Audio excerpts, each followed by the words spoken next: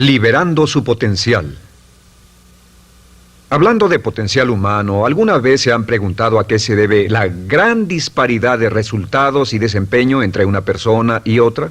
Una persona que percibe $250,000 anuales no es 10 veces más astuta ni mejor que una persona que percibe $25,000 anuales. ¿Por qué la diferencia de 10 veces sus ingresos? Y si tomamos a una persona que percibe $2,5 millones al año, ¿será esa persona 100 veces mejor, más astuta que la persona que gana $250,000?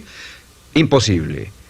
En un estudio reciente de coeficiente intelectual probaron a 1,000 personas de una cierta población y llegaron a la conclusión de que la mejor persona entre los 1,000 solo era 2,5 veces más astuta que la persona de menor coeficiente intelectual. Solo 2,5 veces la disparidad, y tal vez eso sea con toda la población. ¿A qué supone que se debe la diferencia? Al hablar de potencial humano, llegamos a una fórmula que deduje hace algunos años. Tal vez eso lo explique un poco. La fórmula comienza con lo que llamamos AI, o sea, atributos innatos, las cualidades, la inteligencia, la habilidad, el temperamento, cosas con las que se nace que no pueden cambiarse mucho. Además de los atributos adquiridos. Estos atributos son muy importantes, son su educación, su capacitación, sus capacidades, su experiencia, conocimiento, sabiduría, etcétera, multiplicado por A, que es su actitud, es igual al potencial humano individual o al desempeño humano individual o resultados individuales humanos. Ahora, de estos tres, los atributos innatos se traen desde el nacimiento. Los adquiridos pueden cambiarse, pero se necesita cierto tiempo para ello, aunque a veces cambiamos muy rápidamente. Cierta información valiosa puede cambiar dramáticamente su eficacia, pero las actitudes pueden aumentarse o disminuirse dramáticamente en segundos. Cada vez que mejoramos nuestra actitud, multiplicamos todas nuestras capacidades. Una actitud ha sido llamada acertadamente el lenguaje más importante del ser humano, la palabra más importante del idioma en el humano. Todo lo que hacemos en la vida, según un estudio en Harvard entre estudiantes ejecutivos, será en un 85% de actitudes. Un 85% de su éxito estará determinado por su actitud. Eso significa que está determinado por cuán positivo o cuánta actitud mental positiva se tenga. Las personas con actitudes mentales positivas tienden a avanzar más rápidamente, se mueven hacia la cima en organizaciones valiosas, ganan más dinero, sacan más satisfacción de la vida. Una actitud mental positiva no significa que baile por las calles y arroje flores. Solo significa que tome una actitud constructiva en general o se aproxime hacia su trabajo, su vida, sus problemas, relaciones, etc. Según el informe Cox de las empresas americanas, según la revista Success, un 85% o más de todo lo que se logra se debe a la actitud. Y la pregunta es, ¿de dónde vienen las actitudes? Las actitudes vienen de las expectativas. Muy simple, ya hablamos de eso. Y una forma muy poderosa de mejorar su actitud instantáneamente es decir, aunque no lo crea, pienso que algo maravilloso va a ocurrirme hoy. Como dijimos antes, nuestras expectativas sobre los desenlaces determinan nuestra actitud. Si espera que las cosas salgan bien, tendrá una actitud positiva. Si espera que salgan mal, tendrá una actitud negativa. Y lo maravilloso es que podemos fabricar nuestras expectativas. Podemos esperar lo que deseamos. Podemos esperar cosas buenas, cosas malas, y no nos decepcionaremos. ¿De dónde surgen nuestras expectativas? Nuestras expectativas surgen de nuestras creencias y de nuestros valores. Son el centro de los factores motivacionales de nuestra personalidad, nuestras creencias, y esto nos conduce a un entendimiento del potencial humano. Significa básicamente que nuestra actitud es una expresión externa de lo que está ocurriendo internamente, y esto es consistente con las leyes mentales. Con respecto a las creencias, cada uno de nosotros tiene muchas creencias en el fondo que los psicólogos llaman los conceptos propios. El concepto propio, o su descubrimiento, es considerado por muchos como el logro único y más importante para comprender el desempeño humano en el siglo XX. Yo estoy de acuerdo. El concepto propio es como, si queremos usar una analogía militar, el centro de mando. O si queremos usar una analogía técnica, es el programa central de su computadora básica. Es un grupo de creencias, valores, actitudes, sentimientos, ideas, etcétera, almacenadas en el fondo de nosotros y son el resultado de casi todas las experiencias que hemos tenido en la vida. Y algunos investigadores dicen que el concepto propio comienza a formarse aún antes del nacimiento, pero el concepto propio, una vez colocado, precede, predice y determina sus niveles de eficacia y desempeño en todas las áreas de nuestra vida. El concepto propio se convierte en el centro de mando o el programa maestro. El concepto propio de este grupo de creencias determina lo que dirá, lo que hará, cómo actuará, cómo se siente y reacciona, etc. ¿Qué significa esto? Significa que todas las mejoras en su vida externa, todos los cambios en su realidad comienzan con un cambio en su concepto propio. Les voy a explicar lo que significa. Esta es una gráfica muy simple. Hablamos de potencial humano y decimos que la persona promedio usa un 10% o menos de su potencial. Según investigaciones, tal vez es mucho menos. El Instituto Stanford Brain en Santa Clara, California, estima que tal vez se aproxime a un 2%. Seremos generosos y diremos que la persona promedio usa un 10%. Significa que en los mejores casos, la mayoría, como usted o yo, no usamos un 90% de nuestro potencial. Uno de los mejores filósofos, Oliver Wendell Holmes, dice que la tragedia de la persona promedio es que llegan a la tumba con su música aún por dentro. Aún están funcionando con mucho menos de su potencial total. Y esto es el potencial humano. Sabemos que existe una relación directa entre el potencial humano y el concepto propio. Pero como nuestros conceptos propios o nuestras estimaciones de nosotros mismos generalmente son mucho menores de lo que debieran ser, nuestro nivel de desempeño y eficacia también es menor. Sabemos que nuestro concepto propio es altamente subjetivo.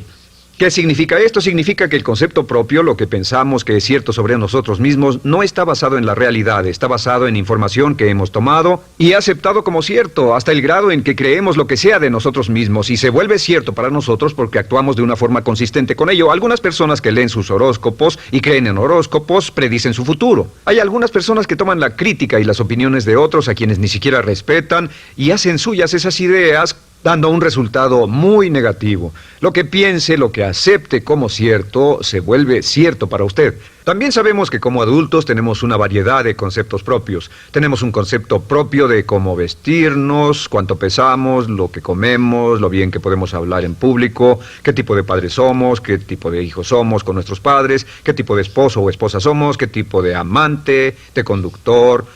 Lo interesante de manejar es que todos los hombres tienen un concepto muy positivo con respecto a esto. Las mujeres no entienden esto, pero los hombres nacen con un genio inherente para manejar. Todos los hombres son choferes excelentes. Si no lo creen, todo lo que tienen que hacer las mujeres que están viendo esto es pensar en la última vez que trataron de corregir la forma de conducir de un hombre y recordarán que no obtuvieron buenas respuestas. ¿Cómo respondemos ante alguien que desafía nuestro concepto propio, sugiriendo que no somos las personas que pensamos ser? Estamos a la defensiva, nos enfadamos, nos irritamos, es difícil que nos traten. Tenemos un concepto propio de lo creativos que somos, lo inteligentes, lo rápido que leemos, lo bueno que somos en los deportes, y si practicamos una gran variedad de ellos, tenemos un concepto propio para cada uno de ellos. Tenemos un concepto propio de lo bien que cocinamos, de lo bien que educamos a nuestros hijos, de lo bien que limpiamos nuestra casa, los autos que manejamos, etc. Y también de lo que valemos por lo que ganamos. Es muy interesante saber que nunca ganamos más del 10% de nuestro concepto propio en ingresos. Nuestro concepto propio determina nuestro nivel de ingresos. Este nivel de concepto propio se llama zona de confort. Y aunque querramos más dinero, veremos que la tendencia humana natural de todas las actitudes es luchar por lograr entrar a la zona de confort y luego quedarnos ahí. Si ganamos un 10% por encima de nuestro concepto propio de ingresos, tendremos una necesidad imperante de deshacernos de ese dinero. Lo donaremos, lo gastaremos en forma extravagante y hasta lo perderemos si recibimos demasiado. Las personas que ganan la lotería siempre están quebradas a los 2 o 3 años. Queman el dinero porque ese dinero está más allá de su concepto propio. Si gana 10% o menos de su nivel de concepto propio, se descubrirá luchando, trabajará más duro, más tiempo, pensará en forma más creativa, buscará diferentes formas para aumentar sus ingresos o sus segundos ingresos. La única forma de mejorar cualquier parte de su vida, incluyendo sus ingresos, es aumentando el nivel del concepto propio de sus ingresos, comenzando a pensar en usted como si estuviera ganando más dinero. Si quiere bajar de peso, la única forma en que podrá lograrlo es pensando en que está delgado. Piense en usted mismo como una persona más delgada. Si quiere volverse una persona más popular, más amorosa, más feliz o más sana, comience a pensar una y otra vez en esas cosas hasta que se vuelvan parte de su nuevo concepto propio. Hablaremos de eso más adelante. Es una parte esencial de la programación de su mente hacia el éxito. Su concepto propio global está determinado por el promedio de sus conceptos propios en las áreas que considere importantes. Ahora, su concepto propio está formado de 3 partes críticas. La primera parte del concepto propio es el ideal propio. El ideal propio es la persona que más desearía ser, es su idea de lo que constituye un ganador, es su visión ideal de lo mejor que puede ser usted. Nada más, una de las cosas que sabemos de las personas con éxito es que las personas con éxito tienen ideales propios muy claros, ideales claros de quién quieren ser en el futuro. Las que no tienen éxito tienen ideales muy vagos. El número 2 es la autoimagen. La autoimagen es como un retrato de cómo se ve a sí mismo y lo que piensa de sí mismo. La autoimagen es el espejo interno, es como se percibe a sí mismo ahora en su desempeño actual, en forma cotidiana. La tercera parte es su autoestima. Su autoestima es cómo se siente consigo mismo. Cómo se siente consigo mismo es la fuerza motriz, el motor, la fuerza poderosa dentro de su subconsciente. Es la fuerza de energía dentro de su concepto propio y determina casi todo lo que le pasa. La mejor definición de autoestima es cuánto se agrada a sí mismo. Cuánto se agrada a sí mismo como esposo, cuánto se agrada a sí mismo como empleado, cuánto se agrada a sí mismo como jefe, como inversionista, como orador profesional, como atleta, etcétera. Según se agrade a sí mismo, su nivel de autoestima, su sentimiento emocional global respecto a cualquier área de su vida, determina su desempeño y su eficacia en dicha área. Lo sorprendente es que se convierte en lo que piensa, su concepto propio es maleable, su autoestima puede formarse repitiendo una y otra vez, me agrada mi persona, me agrada mi persona, me agrada mi persona. Me agrada mi persona, me agrada mi persona, me agrada mi persona. Entre más se repita, me agrada mi persona, me agrada mi persona, entre más lo repita una y otra vez, más crecerá su autoestima y entre más crezca su autoestima, más crecerá su concepto propio global. Cuando crezca su concepto propio global, su desempeño será mejor en todo lo demás que emprenda. Cada vez que diga, me agrada mi persona, me agrada mi persona, me agrada mi persona, me agrada mi persona, me agrada, será como bombearse psicológicamente. Todo lo que pase que haga que su autoestima suba, hará que se comporte mejor. Todo lo que haga que su autoestima baje hará que se comporte peor, que cometa errores, que sea infeliz, etc. Un punto crítico de agradarse a sí mismo, sobre autoestima y agradarse a sí mismo, es que, número 1, nunca puede querer a nadie más de lo que se quiere a sí mismo. Que su nivel de autoestima es determinante de la calidad de relaciones que tenga con los demás. Y número 2, es que nunca puede esperar que nadie más lo quiera o respete más de lo que se respeta a sí mismo. Cuanto se agrade o se respete a sí mismo, determina sus actitudes hacia usted. Todas las escuelas de psicología actualmente están de acuerdo en el hecho de que depende de lo que usted realmente se quiera y se respete a sí mismo como un ser humano valioso e importante, tiene efecto sobre todo lo que le pase. Cuánto se agrade a sí mismo, y lo que puede hacer es mejorar su autoestima diciendo me agrada mi persona, me agrada mi persona, me agrada mi persona, me agrada mi persona. Y esto nos lleva a la pregunta, ¿de dónde viene el concepto de autoestima? Y descubrimos que el concepto propio es maleable, puesto que no nace con este concepto propio, no nace con ninguna idea sobre sí mismo, no nace con autoimagen ni autoestima. Nace, en cierto modo, como potencial propio. Es la mejor forma de plantearlo. La persona promedio llega al mundo como potencial puro. Y no tiene el concepto propio de que todo lo que es ahora, todo sentimiento que tiene, toda actitud o valor, tuvo que aprenderlo en el transcurso de su vida. También sabemos que el niño llega al mundo con una necesidad imperante de amor y contacto. Y como una gran cantidad de investigaciones lo indican, necesitamos mucho amor y contacto durante toda nuestra vida, pero en especial durante nuestros años de formación, porque de niños aprendemos quiénes somos, cuánto valemos, si somos importantes, inteligentes, amorosos, chistosos. Todo esto lo aprendemos por la forma en que nuestros padres nos tratan. Si nuestros padres, nuestros parientes, tíos o tías, en especial nuestros padres, nos tratan como si fuéramos realmente importantes, crecemos pensando que somos realmente importantes, pero si nuestros padres no lo hacen, pasa algo más. Sabemos que los primeros años de vida son los más importantes para el desarrollo del concepto propio, que un niño comienza a partir de cero. El niño nace sin saber quién es él o ella. Son sumamente valiosos el primero, segundo, tercero, cuarto y quinto años de vida. Algunos psicólogos pensaban que eran los 5 primeros años, pero ahora dicen que son los 3 primeros años. En sus 3 primeros años de vida el niño aprende quién es y dicen que si se les da suficiente cantidad y buena calidad de amor en los 3 a 5 primeros años, los prepara usted de por vida. Los coloca en una base sólida de autoestima y confianza en sí mismos, valor e importancia realmente. Existe una relación directa entre la calidad y la cantidad de amor y el desarrollo de una personalidad sana. Entre más amor, amor incondicional, reciba un niño en sus años formativos, más fuerte será la base de su personalidad. El reverso de la educación es que casi todos los problemas de psicosis, neurosis, perturbaciones de la personalidad y problemas de comportamiento surgen de los problemas que se tengan con el concepto propio. Ahora observemos a los adultos. Aquí está nuestra personalidad adulta. Si nos observamos, podemos llegar a reparar nuestras bases, por así decirlo, repitiéndonos una y otra vez: me agrada mi persona, me agrada mi persona, me agrada mi persona, y llevamos ese concreto reparador hacia la base de nuestra personalidad. Los niños necesitan el amor como las rosas necesitan la lluvia. Los niños que carecen de amor a menudo mueren por escasez de amor.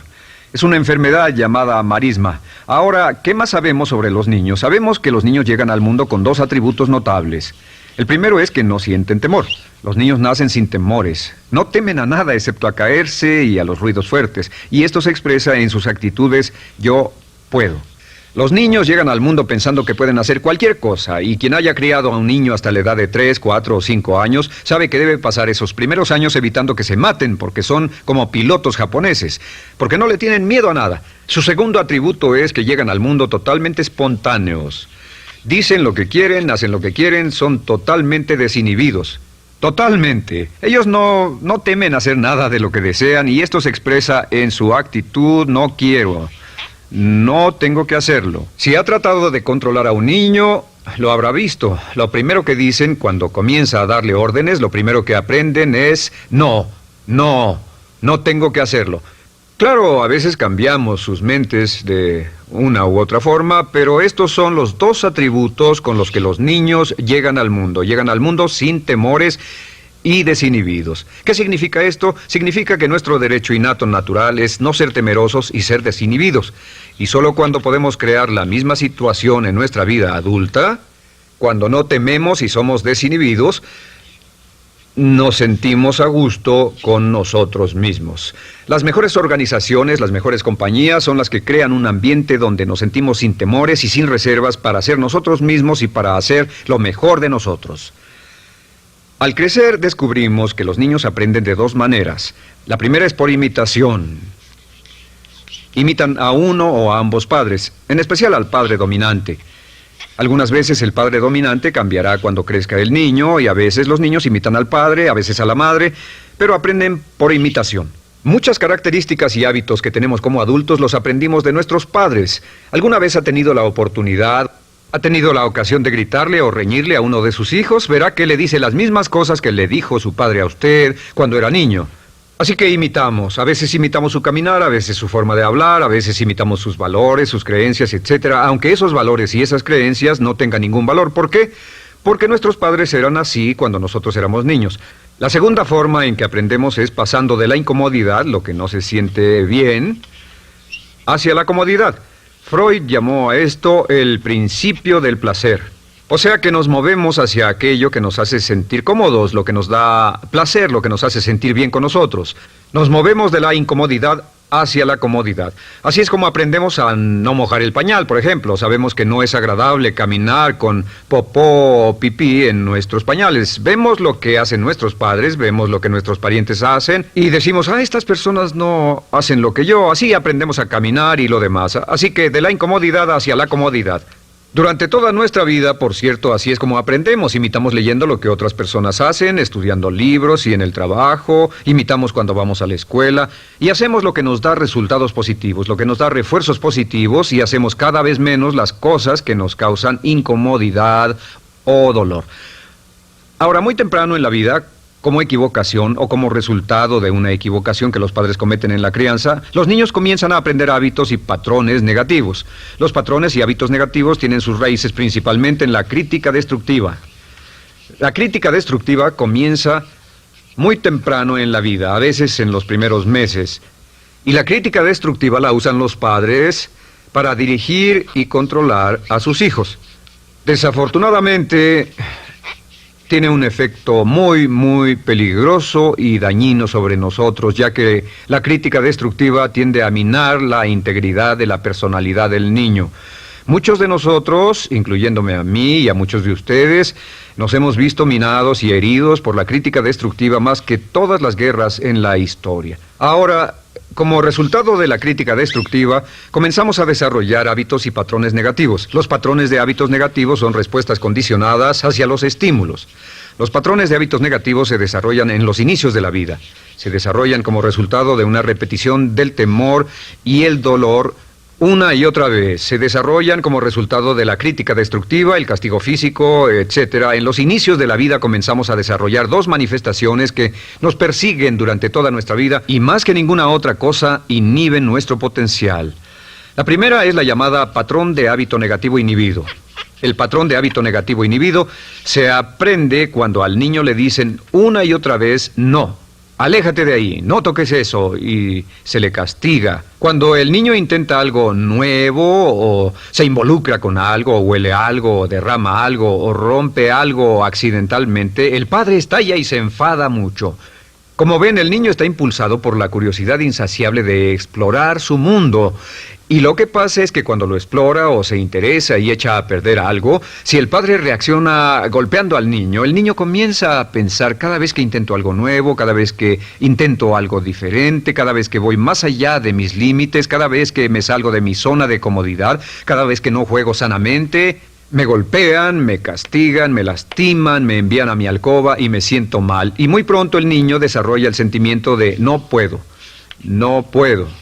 No puedo. Cada vez que trato algo diferente, me castigan. No puedo, no puedo, no puedo. Es como la respuesta de Pavlov. Pavlov sonaba la campana y le daba de comer a un perro, y el perro salivaba, y Pavlov alimentaba al perro. Mientras sonaba la campana, el perro salivaba y siguió haciendo eso, y después Pavlov solo sonaba la campana y el perro salivaba. Lo que pasa en la vida adulta es que esto crea lo que llamamos temor al fracaso. El temor al fracaso es una respuesta condicionada a un proceso de crítica destructiva que ocurre en los primeros 5 o 6 años de la vida. El temor al fracaso automáticamente nos activa, nos sentimos ansiosos, tensos, intranquilos, sentimos presiones y estrés en nuestro plexo solar, sentimos ganas de retirarnos del evento, y el temor al fracaso es la razón principal por los fracasos en la vida adulta. Es la razón principal por la que evitamos cumplir plenamente nuestro potencial. De hecho, todos los patrones de hábitos negativos se experimentan en el cuerpo físico. Puedes saber cuál es un patrón de hábito negativo porque se siente en el cuerpo físico, precisamente. El patrón de hábito negativo inhibido, el temor al fracaso, el no puedo, ocurre primero que todo en el plexo solar. ¿Ha tenido la ocasión donde debe hablar frente a un grupo, debe ir a una revisión de su desempeño o debe hacer una llamada determinante? Primero su plexo solar se aprieta. Si el temor continúa, su respiración se acelera. Su corazón comienza a latir apresuradamente, su frecuencia respiratoria aumenta y le duele la cabeza como migraña en la parte frontal, su garganta se le cierra y no puede hablar y se le seca la boca por completo, y como se pone tan tenso y asustado, va corriendo al baño. Estas son todas las manifestaciones. No hay peligro físico, pero sí peligro psicológico, una respuesta condicionada. Cuando sentimos estas cosas, la tendencia es retirarse de la situación que las ocasiona, y es la razón por la que no logramos mucho si retrocedemos. Es muy importante. El segundo patrón de hábitos negativos es el compulsivo. El patrón de hábito negativo compulsivo se aprende cuando a los niños se les dice una y otra vez: más vale que lo hagas. Si no lo haces, tendrás problemas o me las pagarás. A los niños se les convierte en recipientes del amor condicionado. Los padres no intentan hacer esto, pero lo que hacen es sugerirle al niño: no te amo, por lo tanto no estás a salvo, a menos y hasta que hagas lo que yo quiero. El niño crece sintiendo: tengo que hacer lo que quiera mi mamá. Debo complacerla, debo complacer a papá, debo complacer a los demás, debo complacer a mis parientes, y a veces debo complacer a mis semejantes, debo complacer a mis maestros, debo complacer a todo el mundo, y crecen con esto: debo. No puedo hacer lo que quiero hacer, debo hacer lo que complace a las demás personas. Este patrón de hábito negativo muy temprano en la vida se traduce en el temor al rechazo. El temor al rechazo lo experimentan los hombres como adultos como un comportamiento tipo A. Hablaremos del comportamiento tipo A posteriormente. El comportamiento tipo A es una necesidad compulsiva o excesivamente compulsiva de complacer de algún modo a alguien sin normas de comportamiento, prácticamente sin pensarlo. El temor al rechazo nos impulsa, nos hace muy sensibles a las necesidades de los demás. Hacemos cosas que otras personas quieren, no hacemos lo que nosotros queremos. Siempre estamos tratando de complacer a los demás. Tenemos preocupaciones o nos importan las opiniones, sentimientos y actitudes de otros hasta el punto donde ocultamos nuestras necesidades. El temor al rechazo se siente en la columna del cuerpo. Se divide el cuerpo a la mitad y se siente hacia abajo en la mitad posterior del cuerpo. El primer lugar donde comienza a sentirse el temor al rechazo es generalmente en los hombros y el cuello. Nos sentimos entumidos, duros, tensos. Cuando tenemos mucho que hacer sentiremos un estrés tremendo en la columna. Los músculos se estiran en la parte posterior. A veces se manifestará como flebitis y venas varicosas y a menudo nos darán dolores de cabeza en la parte posterior de esta porque las arterias carótidas que llevan la sangre hasta la cabeza, los músculos a su alrededor se contraen y la cantidad de sangre que fluye hacia la cabeza fluye más lentamente y se siente un terrible dolor de cabeza en la parte posterior. Estos dos temores, los patrones de hábitos negativos compulsivos, el compulsivo y el inhibitorio, son resultado de la crítica destructiva, el gran destructor de la personalidad que nos persigue durante toda la vida. Y lo maravilloso de todo esto es que como son patrones de hábitos aprendidos, podemos olvidarlos. Podemos acabar con el temor al fracaso que nos detiene. Podemos acabar con el temor al rechazo que hace que hagamos cosas que complacen a los demás en vez de complacernos a nosotros, trabajando con nuestra propia autoestima. Porque existe una relación inversa entre la autoestima y el patrón de hábitos negativos. Porque entre más se agrade a sí mismo, menos teme al fracaso. Entre más se agrade a sí mismo, menos teme al rechazo. Entre más se agrade a sí mismo, menos temerá a cualquier cosa. Y si sigue repitiendo, me agrada mi persona, me agrada mi persona, me agrada mi persona una y otra vez, si sigue diciendo esto, con el tiempo su autoestima sube más y más y más y más y sus temores desde luego bajan. Cuando su autoestima sube, sus temores van en dirección opuesta. Ahora, ¿cómo enfrentar la crítica destructiva si debe criticar a otras personas? Pues eso es muy simple. Muchos padres nos han preguntado eso. ¿Cómo se controla a los niños? Una de las claves para controlar a los niños es dirigirlos para que hagan algo constructivo en lugar de hacer algo destructivo.